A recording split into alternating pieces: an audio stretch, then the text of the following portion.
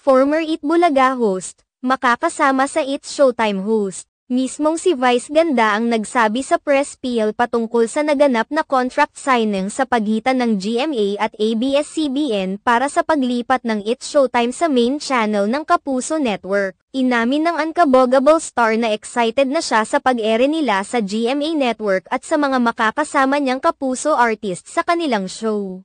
Naitanong rin kay Vice Ganda kung welcome bang maging guest sa It's Showtime ang mga dating hosts ng Napes Arang Tahanang Pinakamasaya. Ayon naman kay Vice Ganda, nagkita na sila ni Isko Moreno at napaka-heartwarming umano ng pagkikita nilang dalawa.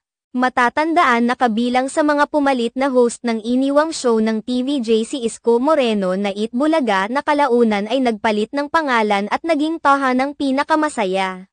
Nagkita umano sila sa isang event at masaya naman silang nagyakapan at nagkumustahan. Binati rin umano sila ni Isko Moreno sa pagkakalipat ng kanilang show sa main channel ng Kapuso Network. Samantala, ipinahayag ni Vice Ganda na hindi niya naiisip ang kompetisyon sa panahon ngayon.